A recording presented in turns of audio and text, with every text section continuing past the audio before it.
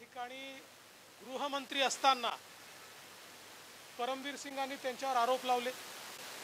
आता विरोधी पक्षनेत्याच्या म्हणण्यावर स्टँडिंग गृहमंत्र्यावर एखादा कमिशनर आरोप लावेल असं शक्य आहे का? त्याला स्वतःच्या नोकरीची काळजी आहे की नाही आहे? त्यामुळे मला असं वाटतं की अशा प्रकारचे कपोलकल्पित ज्या गोष्टी ते बोलून राहिले आहेत याच्यामध्ये काही अर्थ नाही आहे।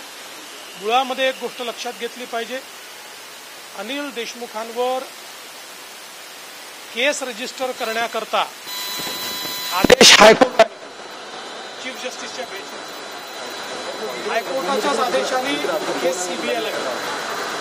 तिथे कुठेही केंद्र सरकार राज्य सरकार तर त्यांचंच होतं, यांचा कोणाचाही संबंध आलेला नाही।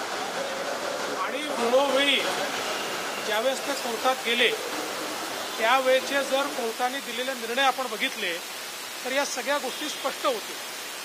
मुळातच मी एवढ्याकरता याच्यावर बोलत नाही किंवा वारंवार बोलत नाही की अशा प्रकारे कोणी जर रोज काहीतरी बोलत असेल तर त्याला उत्तर देऊन त्यांच्या स्तरावर जाण्याची माझी इच्छा नाही।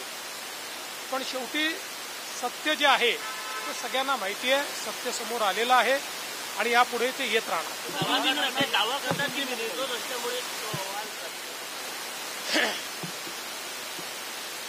मी पुन्हा एकदा तुम्हाला आठवण करतो, माझं वाक्य तुम्हाला समजलं नसेल तर चांदीवाल आयोगाचा अहवाल महाविकास आघाडीच्या काळातच आलेला आहे। चांदीवाल आयोग का अहवाल महाविकास आघाड़ी के कार्यकाल में ही सबमिट हुआ था। उन्होंने उसके ऊपर कोई कार्रवाई नहीं की।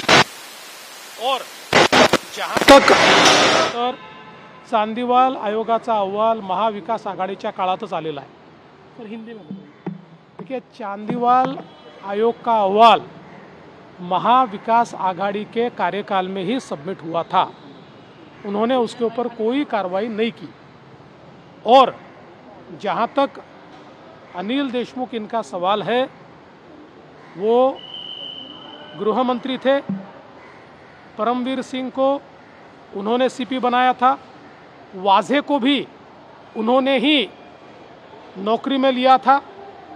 और जिस समय परमवीर सिंह ने स्टेटमेंट दिया उसके बाद हाई कोर्ट ने, केंद्र की सरकार ने नहीं, राज्य में तो उनकी सरकार थी, वो गृह मंत्री थे, हाई कोर्ट ने उनके ऊपर एफआईआर डाला और हाई कोर्ट ने वो केस सीबीआई को दी।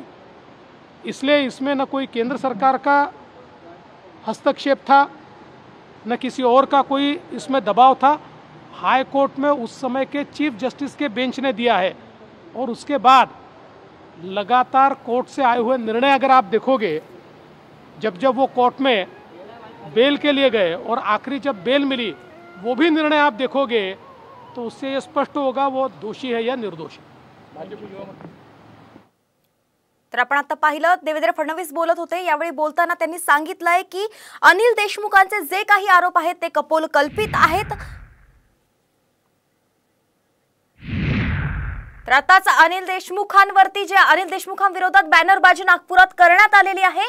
देशमुखांच्या फोटो खाली वसुली वृत्ती असा आशय असलेले बॅनर नागपुरात लागलेले आहेत आणि या बॅनरवरून आता राजकीय चर्चांना उधाण आलेलं आहे। देशमुखांच्या फोटो खाली वसुली वृत्ती असं लिहिण्यात आलेलं आहे। नागपूरमधली ही बॅनर आपण पाहतोय, ही दृश्य आपण पाहतोय।